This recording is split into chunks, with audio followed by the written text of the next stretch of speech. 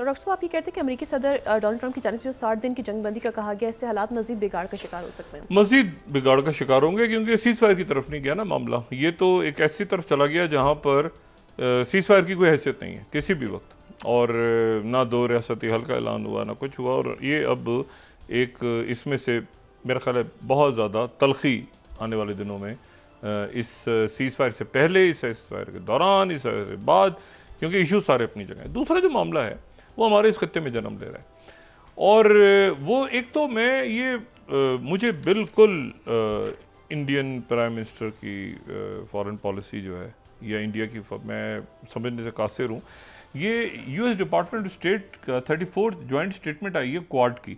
अब क्वाड जो है वो तो खालिसतन तो छू के उसके आसपास से, ना वहाँ चाइना है, ना रशिया है, ना पाकिस्तान, कुछ भी। अब क्वाड स्टेटमेंट आई है, 34th स्लाइड हम देखें तो ज्वाइंट स्टेटमेंट है ये क्वाड फॉरम मिनिस्टर्स की, ये जो मीटिंग हुई है वाशिंगटन में, और इसके अंदर पाकिस्तान का जिक्र ही नहीं है।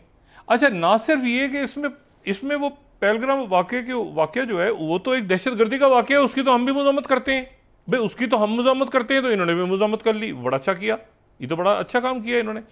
दूसरी जो बात है वो ये है कि चाइना का नाम नहीं है। वो कहते हैं एक सिचुएशन जो है ईस्ट चाइना सी की और साउथ चाइना सी की, उसके ऊपर हमारा बड़ा कंसर्न है। वो तो भाई साउथ चाइना सी और ईस्ट चाइना सी क्या, आप चाइना का नाम तो लें, क्वाड हैं आप, तो चाइना का नाम ना, चाइना का नाम है इसमें। और जो मजम्मत हुई है दहशतगर्दी के वाक़े की, अगर हम उसको वो भी दिखा सकें हमारी टीम की, आप उसको पढ़ लें पूरे इलामिया को, इसको आप देखें। ये टेररिज्म का वाक़या पेश आया ये पहलगाम के अंदर, और बिल्कुल ठीक, ये पाकिस्तान का भी ये मौक़िफ़ है, और जो 25 इंडियन नेशनल चले गए हमारा भी ये मौक़िफ़ है भाई, और नेपाली सिटीजन चला गया, पाकिस्तान का नाम ही नहीं डलवा सके। ये पूरी कोशिश के बाद जयशंकर जी वहाँ मौजूद थे। अब मुझे बताएं, एससीओ की समिट, एससीओ का इजलास हो रहा है, तो उसमें जनाब इंडिया का नाम है और पाकिस्तान का उसमें नाम नहीं है। और क्वाड का इजलास हो रहा है तो वहां पे वही मौक़िफ़ है जो पाकिस्तान का, कि दहशतगर्दी को तुम कंडेम करते हैं, मगर ये कि ये नाम नहीं डलवा सके। चाइना का नाम नहीं ले सका क्वाड, बाकी को छोड़ दें, चाइना का नाम क्वाड नहीं ले सका। इतनी हिम्मत नहीं हुई क्वाड के वज़रा ख़ारजा की वो चाइना का नाम ले। दूसरी एक, मैं आपको बिल्कुल अपना तज़िया दूँ, ज़ाहिर पॉलिसी इख्तियार करना जो प्राइम मिनिस्टर मोदी हैं उनकी हुकूमत है, और जाहिर है जैसे वो चलाना चाहें, मैं तो हम तज़िया कर सकते हैं। एक बहुत बड़ी स्ट्रेटजिक गलती उन्होंने आज की है, और वो स्ट्रेटजिक गलती जो है वो ये है कि जिसको मैं अगर यहाँ पर आप समझें कि मैं यहाँ पे ये न्यूयॉर्क टाइम्स की ज़बानी 32nd, दलाई लामा सेज कि he will reincarnate but China has no say in successor. अच्छा, दोबारा से दलाई लामा, जिनकी 6 तारीख को वो 90 साल के हो जाएंगे, तो उनकी 90 साल होने से चंद रोज़ पहले उन्होंने खिताब करते हुए वहाँ पर जो धर्मशाला है उनका इलाका अरुणाचल प्रदेश में, उन्होंने कहा है कि दोबारा इनकार्सिनेशन होगी और यहीं पे होगी और ऐसे ही होगा। और ये यानी जो CIA का प्रोजेक्ट था उसको भारत ने इन हालात में बगैर वजह के, मुझे बिल्कुल नहीं पता कि इसकी क्या वजह है, उन्होंने CIA के इस प्रोग्राम को अगेंस्ट चाइना, जिसके तवील स्ट्रेटेजिक मामलात इसके असर होंगे। ये 1960 नहीं है, ये ना ये 59 है, ना ये 60 है। और उस वक्त जो है वो दलाई लामा, 14वें दलाई लामा जो हैं, ये 1935 में पैदा हुए तेंजिन गेत्सो के नाम से, और ये 59 में वहाँ पे बगावत हुई थी, और बगावत के बाद जो है ये तिब्बत से ये इंडिया में आ गए थे, और ये CIA का प्रोजेक्ट था, और इसको सिटी सर्कस और सिटी बैले और मुख्तलिफ नाम यहाँ पे दिए गए। उसके बाद बाकायदा जो इनके गुरीले थे, यानी जो जंगजू थे, उनको ये साइपन का जजीरा है पैसिफिक में, वहाँ ले जाके बाकायदा CIA ने ट्रेन किया, और वहाँ पर भी किया, और जो कैंप हेल है इनका कोलोराडो में, वहाँ पर भी ट्रेन किया, और पैसे देते रहे। और पैसे जो इनका भाई दलाई लामा का है जो ग्वालू तोंजब के नाम से, तो उसको पेमेंट्स होती रही, पैसे दी, CIA का प्रोजेक्ट था।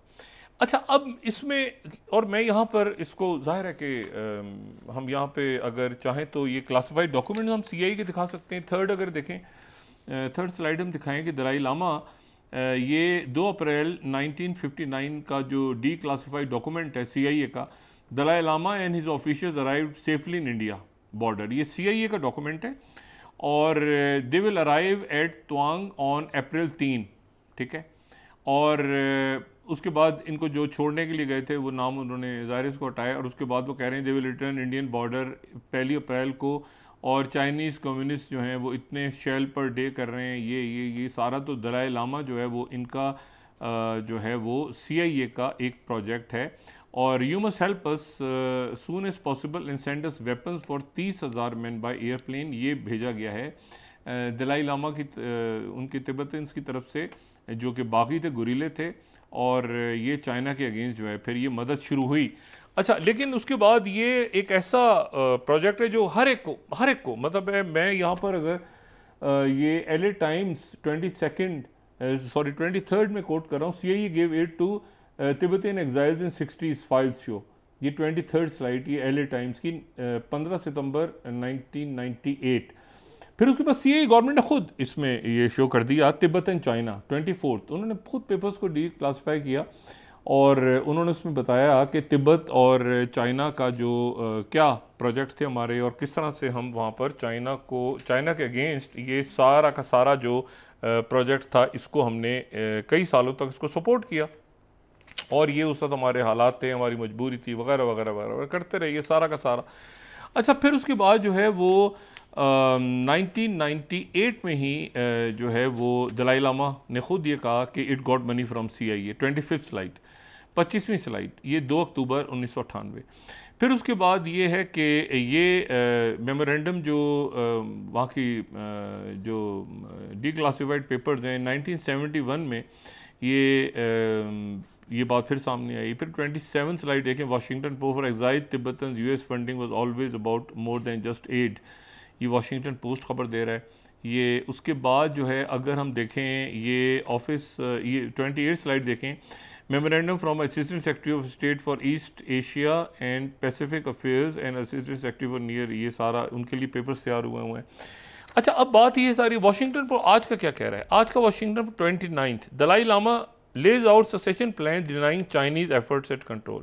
NBC News, Dalai Lama signals China should stay out of divine succession process. देखिए, बात यह है, इन हालात में मैं बिल्कुल समझने से कासर हूँ। आज जो मोदी जी हैं वो रवाना हो गए हैं, ये कुछ 6-7 मुल्कों के उसमें वो पता नहीं कहाँ कहाँ जा रहे हैं। मेरा ख्याल है कि वो कई मुल्कों को दौरा कर रहे हैं, अर्जेंटीना, घाना, ब्राज़ील और वो त्रिनेड और पता नहीं कहाँ पर वो जा रहे हैं वो 12, लेकिन और 9 तारीख को वापस जाएंगे जो टैरिफ का ऐलान हो जाए। लेकिन मैं आपको एक बात बताऊं, इन्होंने ये बड़ा सेंसिटिव इशू है, दलाई लामा का इशू, ये जो है ये बड़ा सेंसिटिव इशू है चाइना के लिए। और ये इन्होंने दोबारा CIA के एक प्रोजेक्ट को अपने यहाँ दोबारा जगह देके, एक तो मतलब ये है कि डीप स्टेट एक्टिव है कहीं ना कहीं, अभी वो ख़त्म नहीं हुई और वो अपनी जगह मौजूद है। दोबारा उसने दलाई लामा से कहा कि मैं यहाँ पे धर्मशाला में एग्जिस्ट करूँगा। इन्होंने चाइना, एक तो ये कि रीजन के अंदर पहले ब्लॉक बन रहा था, बहुत बड़ा ब्लॉक जिसमें बांग्लादेश भी था, जो सार्क के पैरेलल एक ब्लॉक बन रहा था, और वो उसमें सेंट्रल एशिया भी आ रहा था, उसमें ईरान भी आ रहा था, और मुल्क उसमें SCO के साथ मर्ज होकर सारा, और शायद इंडिया का भी कोई बात बीच में चल रही थी। कुछ मुल्क इंडिया के लिए भी कोशिश कर रहे थे कि एक ब्लॉक ऐसा बन जाए जिसमें कोई मतलब है कि कम से कम तिजारत हो, बात आ गई। ये इतनी इन्होंने सेंसिटिव बात इस वक्त इन्होंने इंडियन प्राइम मिनिस्टर मोदी ने, मेरा ख्याल है एक तारीखी गलती, कुछ होती है ना हुकूमतें आ रही हैं जा रही हैं, वो छोड़ दें कि कांग्रेस आ गई, BJP, इन्होंने उस प्रोजेक्ट को रिन्यू करके इतना ख़तरनाक फैसला किया है बिला ज़रूरत। इन हालात में जब दुनिया मुख्तलिफ पोल्स की तरफ जा रही है, मुख्तलिफ बात है, इसका क्या मतलब है मैं आपको बताऊं। इसका मैंने आपसे कहा ना, ये ना 1959 है और ना ये 1960 है।